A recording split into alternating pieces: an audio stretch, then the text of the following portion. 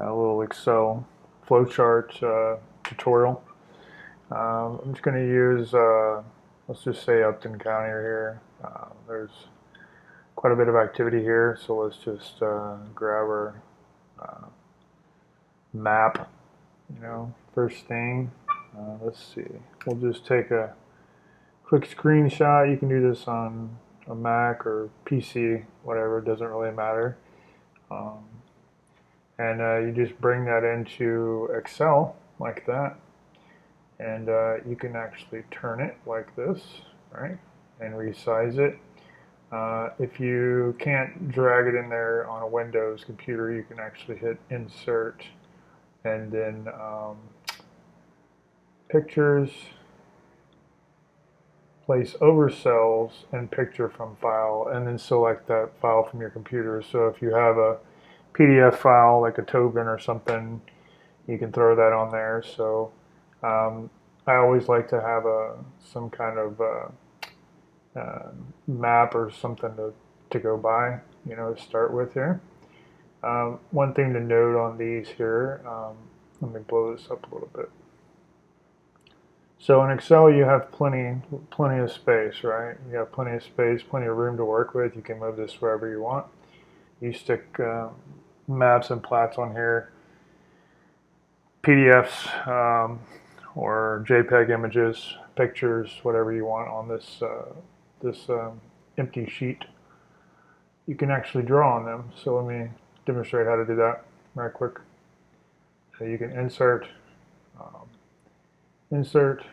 shapes, and let's say you want to pick this freeform tool right here, and you want to do let's say the northwest corner of this, right?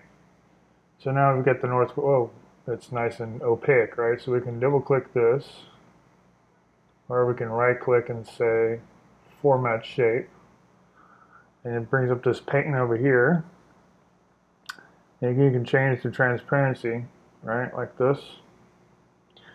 And also the line, you can change the transparency, but you can also change the thickness here. You want to thicken this up a little bit. You may want to change the color of the boundary to red. You may want to change the color of the area of interest to yellow, something like that, right? But if you try to move it, it's not going to move together. So what you do is you select the box you just drew, hold down Shift, click the picture, and then right click and tell it to group, like that. And now you can drag it around, so now it's stuck together, right? So that's just the basics of sticking a picture on there. The way we start this is typically, let's say we have the state of Texas, and I like to bold it. All right, so what I like to do is, to begin with, let's say, I'll stick this over here for now, just get that out of the way. So this Excel is pretty neat because you can, like I said, you can change it however you want. You have plenty of room, like you have basically unlimited space here to freely move around, put as much information as you need.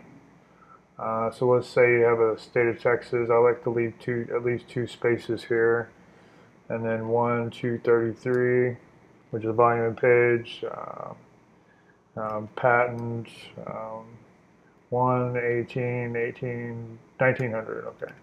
So, and then what is this? Section 67, block, whatever it is. I don't even know what block it is. I'll just say 16.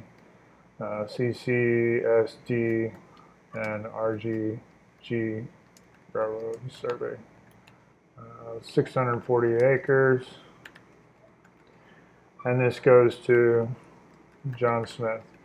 I always like to bold these right here. I like to bold the names. So that way when you're zooming out, you can always see the names. Your deeds are right here in the middle. So what I also like to do is I like to put shapes, arrows, like this.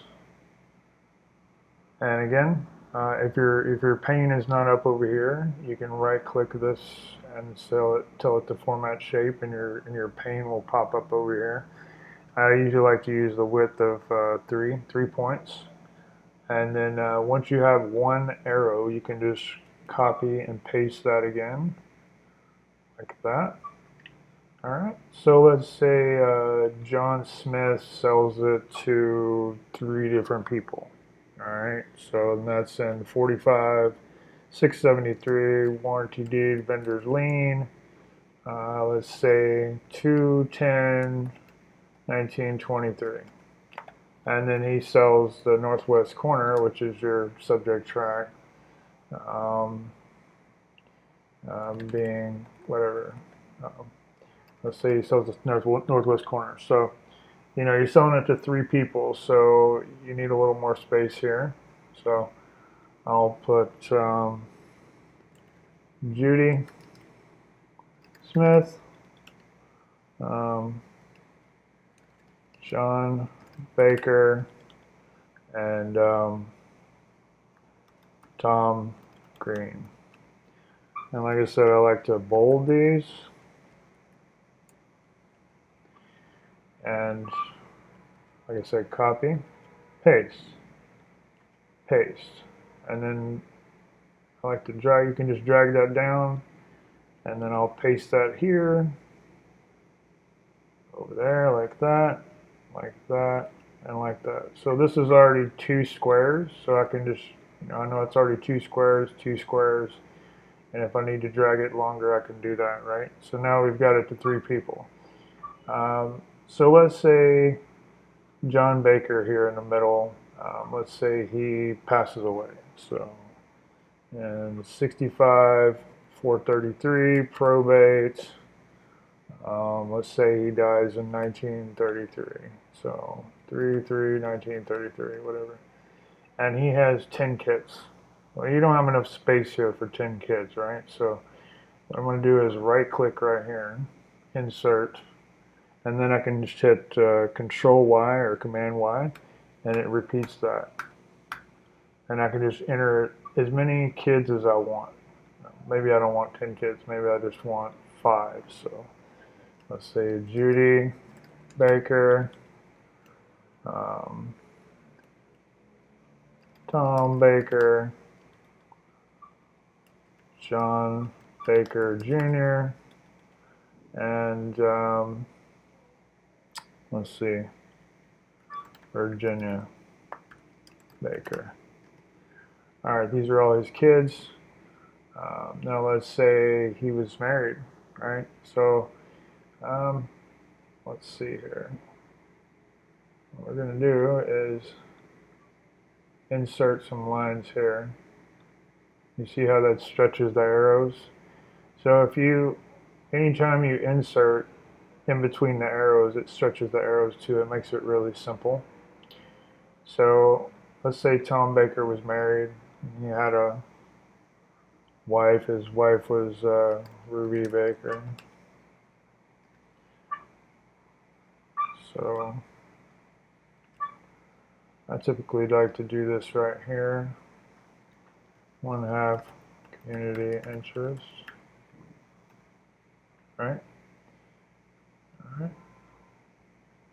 Oh, sometimes that happens. So we got a problem here, right? So let's see. Let's add some more space there. We're going to leave the kids over here with under John Baker's probate, right? We're going to copy and paste that down here. Copy, paste.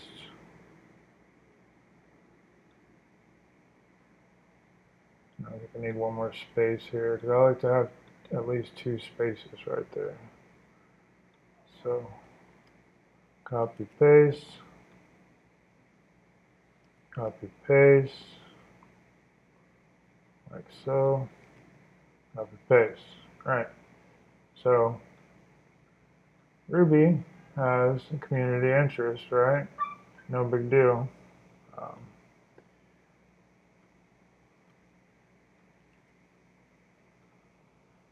right.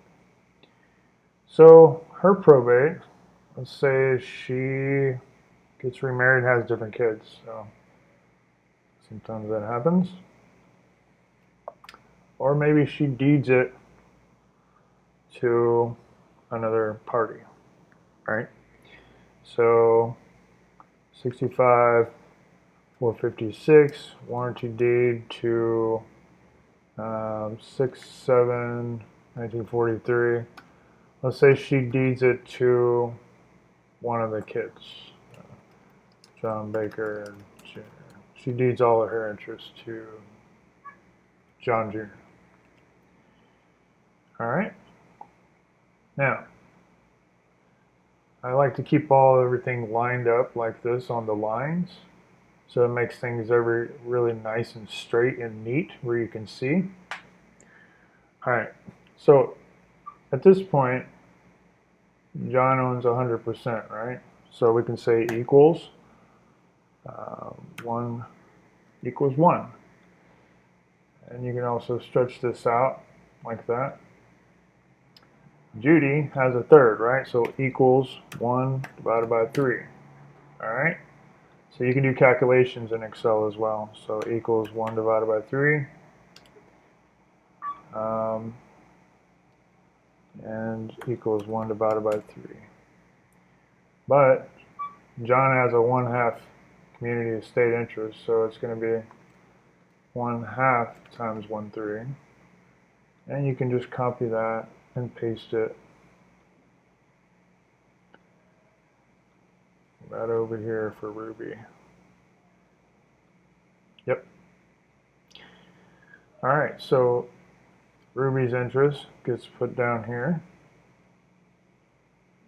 with John, and we don't have enough space. We're going to add another space right there to keep it nice and clean. So right now we have John Baker. He has 1/2 times 1/3, but he has 1, 2, 3, 4 kids. All right. So we're just going to copy this and paste it right here. We're going to say 1/4 times 1/2 times 1/3. So we're going to copy that and paste it on each of these kids and so on. But we need some more space. So let's create some more space. Just like so. So as you can see, everything is nice and clean and neat, right? Now, I always like to keep everything lined up, right? So let's say at this point in time, right? So this is around 1943, right? This area right here. So let's say Judy still owns it in 1943. Well, I will typically drag her down here like this, just so I can keep my timeline proper and everything's nice and neat. And this comes in handy when you're calculating totals. Let me show you. Let me show you here. So let's say you want to do. You're not sure about your totals, right? All of your totals here. So you want to say totals. I'm going to put this right here, and you're going to say equals this plus this plus this plus this plus this plus this plus this, and hit enter. And you have 1, right? So now you know that all of your calculations are correct, right? For each one of these people. And remember to bold these people. I like to bold these people. Bold all the names. All right, so now you have the beginning of a very nice flowchart, right?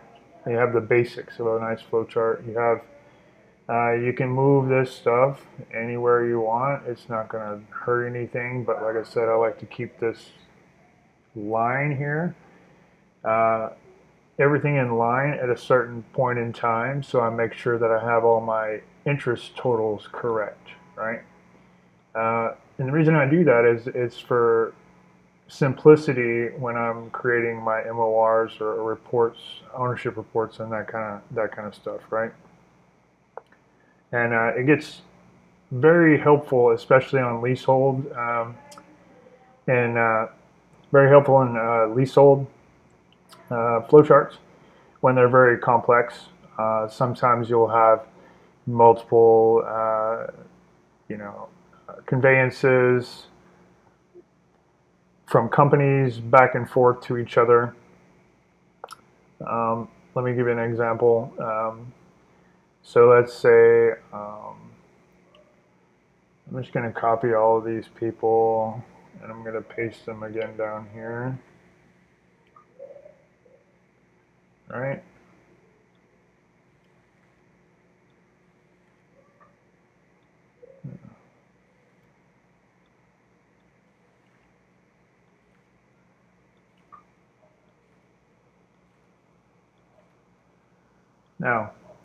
Now, let's say you want to put John Baker's name with John Baker over here, right?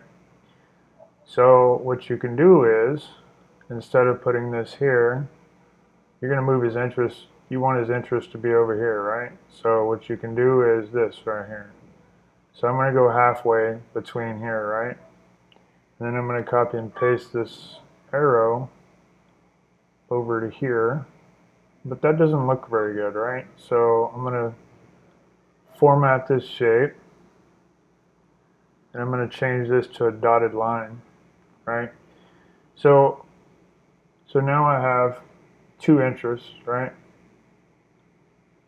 But they still have the total here. And I typically put these all in one cell. Sometimes I'll leave them separate, especially if they're a leasehold, but sometimes if it's just mineral interest, I'll put them together.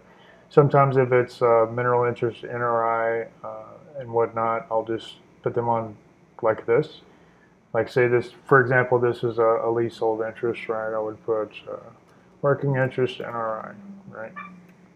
And then I would put this to the right like that. You see that right there? You can put left. You can do this on the left, middle, or to the right.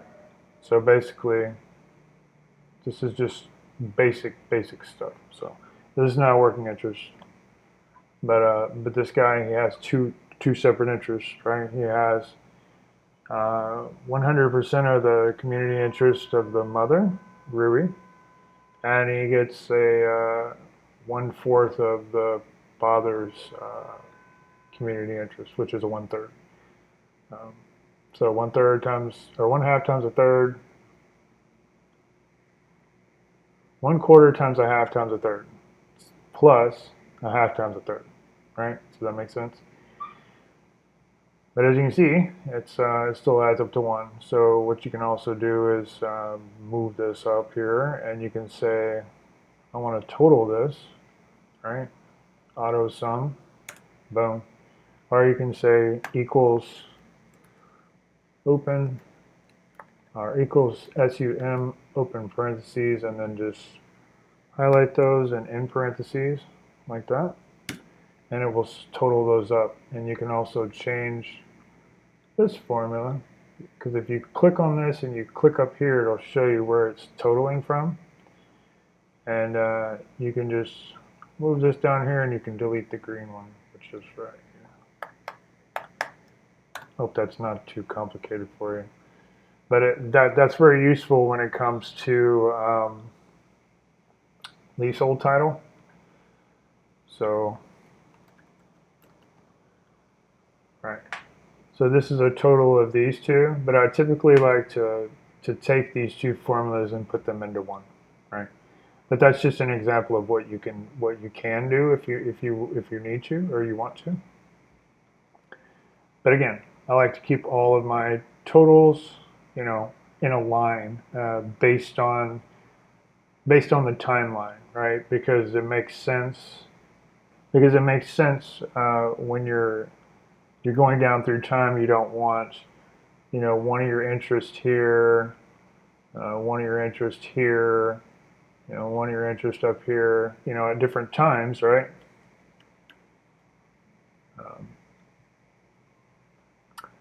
You want them all in a line right here. So, but see how nice and neat this is? It's very easy to follow. And if you need to add more space, like I said, let's say you need to add more space right here, you can just insert a space there. Anytime that you need to add a space here, as long as it's, you know, inside these arrows, you can just say insert, boom, you're done. Or if you need to take one out, oh, there's too much space there, you can just delete that and it brings it right back. And you can delete that again and brings it right back.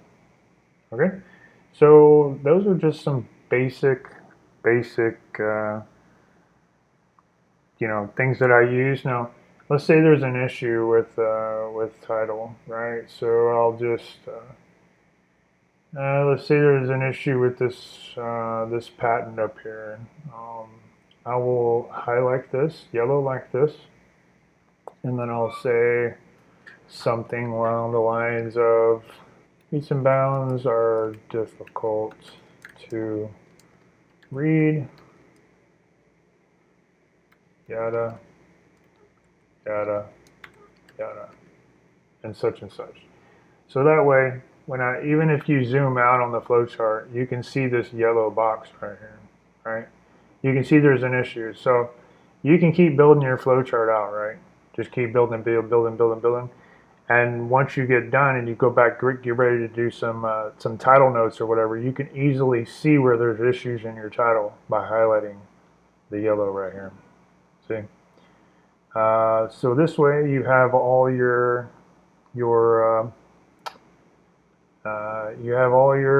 people, you have your flowcharts set up, you have your totals, you know you're at 100%.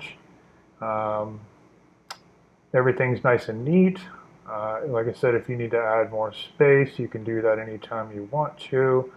And you have basically an unlimited amount of space, right? I mean, and let's say, for example, you wanted to move, you can just grab all this right here and move it wherever you want, right?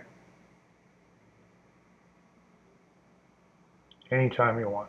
So let's say you want to add more stuff over here. You can add more stuff over here, or over here, or over here. Or you want to just, okay, I've got too much space over here. I can just take all this and delete all that, and it takes you right back to the start. So there's so many things you can do with Excel. I mean, I try not to do merge cells as some people use. Some people use the text boxes. I don't particularly like to use the text boxes. You can. You can use text boxes like that. So I prefer to stay away from the text boxes myself. That is another way you can do it.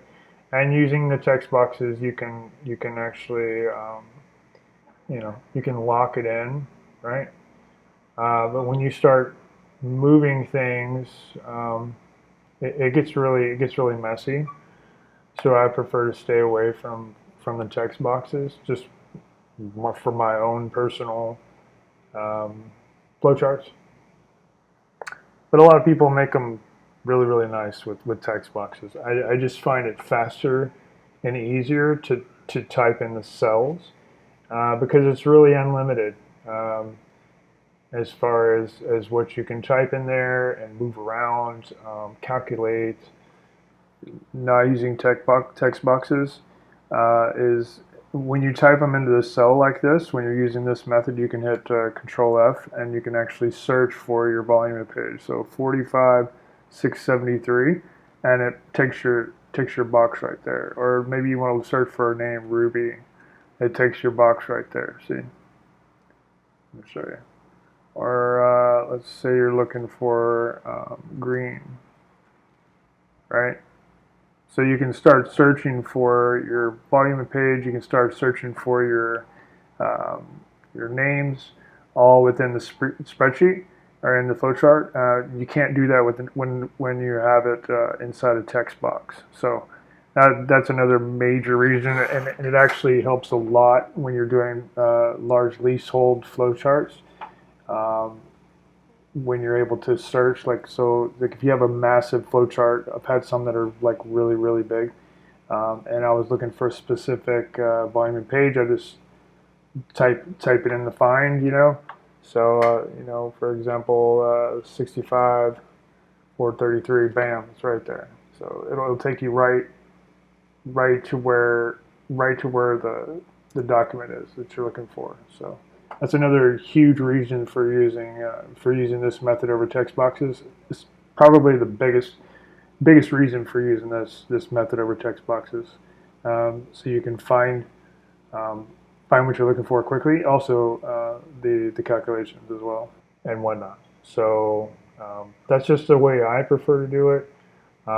And one other thing you can do is do a merge and center up here, and say this is you know southwest quarter, section 67, block 16, CCSD and RGG railroad survey. That's really long. Merge and center. You can change all this. Make it big. Make it bold. Make it beautiful. Change the colors. The issue with merging the cells like this is if you try to move it, if you move it completely away, like out of its own way, you're fine. But if you try to move it only a part of the way, you're going to get an issue. You can't move the merged cell that way, so make sure you make it small enough that you can move around however you want. Um, so, so anyway, that's just the basics of how I like to do run sheets. I hope that's helpful. And So anyway, that's just the basics of using Excel. I hope I didn't go too fast. You can rewind the video back and forth to kind of follow along. But like I said, you can enter pictures, move them around, draw on the pictures, um, do calculations, do infinite. Um, you can draw the flowchart in an infinite number of ways, right? Um, and I demonstrated how to, go across. Um, so, and then like I said, I like to do little notes like this right here. So if it's community interest, I know it's going from here to here and it's community interest, right? So put these little notes here and that kind of stuff. So that way, when somebody's looking at this, they can easily see what's going on, right? There's no question. Um, Somebody that's never looked at this title before can look at this flowchart and know exactly what's going on very quickly and follow it very easily. Like I said, I've done some very, very, very, very complicated flowcharts this way, and some of them are pretty difficult to follow um, because they were so complicated. But I found this is the easiest way to do it, and even people that were not familiar with the title were able to follow with this method. So I know there's a lot of different methods out there. This is the one that I use, the one that I've developed myself, that I've kind of used over the past 20 years, kind of developed it myself. Started out using handwritten notes on yellow legal pads, and this is how I do it now, which I find it much easier, very quick and easy to understand, quick to implement. So, anyway, I hope you find this video useful. And if you have any questions, let me know.